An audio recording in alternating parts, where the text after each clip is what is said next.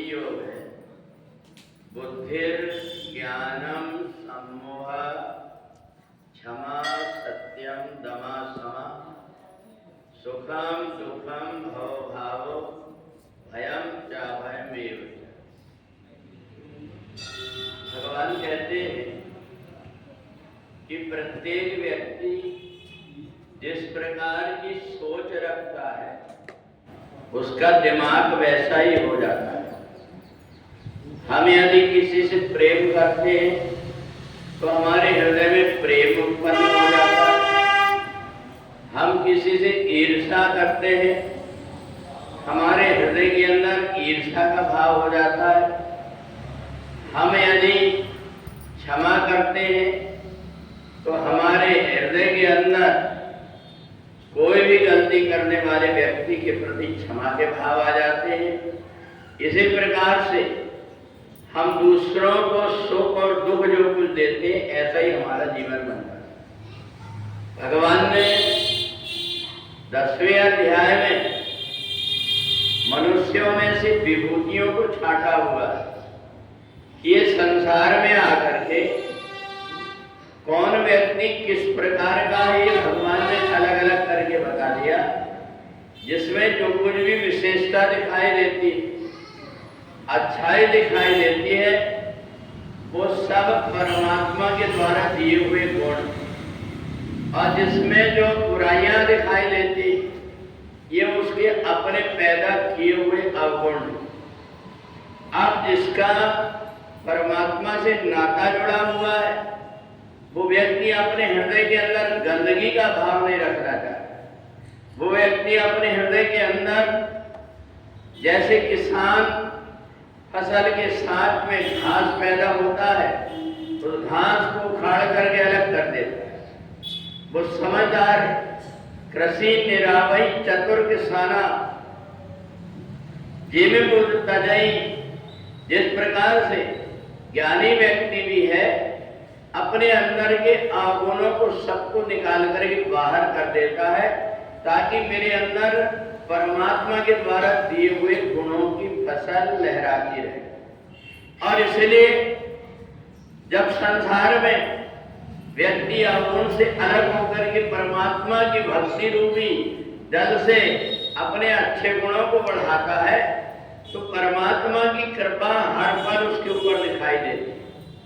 वो सोचता है इस व्यक्ति को जरा सा कुछ करने से इतना लाभ कैसे हो जाता है। वो उस व्यक्ति को परमात्मा देते हैं क्योंकि उसने अपने अंदर से अवगुण को दूर कर दिया। और इसलिए भगवान उनको दिव्य मूर्ति के रूप में मानते हैं। संसार में चाहे जानवर हो, चाहे पेड़ हो, चाहे नदियां हो, चाहे पर्वत हो, भगवान ने उनमें जिनके ऊपर विश्वास आया उसमें विभूति के रूप में अपना स्वरूप उसको प्रदान कर दिया। तो इसलिए संतों में भी, मुनियों में भी, गंगा में भी, मनुष्य में भी, यहाँ तक राक्षसों में भी जितनी प्रकार की विभूतियां जो कुछ अच्छाई दिखाई देती है वे वही व्यक्ति हैं जिन्होंने भले राक्षस कुल में अवतार लिया है परंतु परमात्मा की भक्ति पहले जन्म में किया था, इसलिए उनको ज्ञान हो गया, अवगुण दूर हो गए, इसलिए परमात्मा ने फिर कृपा करने में देर नहीं की। तो इसलिए 10वां अध्याय हमें ये बताता है कि हमारे अंदर जितने भी अवगुण होंगे ये दूसरों को नुकसान करेंगे कि नहीं करेंगे, पर खुद को सर्वनाश कर देते। तो इसलिए जितने भी प्रकार के अवगुण हैं इन अवगुणों को दूर करने के लिए हम परमात्मा की भक्ति करते हैं। यदि हमारे अंदर अवगुण भरे हुए हैं, सोने के पात्र में कितना भी जहरीला पदार्थ डाल दो परंतु सोने की कीमत अलग होती है और जहर की अवगुण अलग होता है। इसलिए भले सोने के पात्र में जहर भरा हुआ हो परंतु सोने के पात्र को भी कोई स्वीकार इसलिए नहीं करता क्योंकि जहर का प्रभाव दूसरों को नुकसान पहुंचाने का। और पात्र भले पीतल का हो परंतु को उसमें अच्छा पदार्थ भरा हुआ होता है तो वो सबके काम का होता है। तो इसलिए परमात्मा ने जैसा भी हमको शरीर दिया है उसमें परमात्मा की भक्ति रूपी अमृत को जो भर लेता है, भले उसका शरीर काला हो, गोरा हो, गरीब हो, अमीर हो, छोटा हो, बड़ा हो, वो परमात्मा को प्रिय होता है। तो इसलिए हमें अपने हृदय के अंदर सफाई बना करके परमात्मा की भक्ति के माध्यम से परमात्मा को यदि हमने स्थापित कर लिया तो हमारा आवागमन का बंधन मिट जाता है।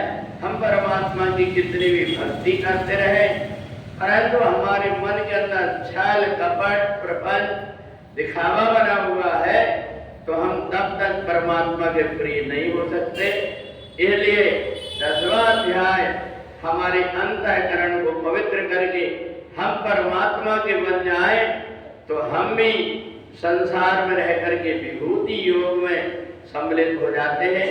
इसलिए भगवान ने अर्जुन के हृदय के अंदर के विकार को दूर करके और अपनी वाणी से उनके अंदर सद्गुण का जैसे ही विकास किया, अर्जुन भगवान के चरणों को पकड़ लिया और इसलिए वेद व्यास को कहना पड़ा कि यतो धर्मा ततो जया।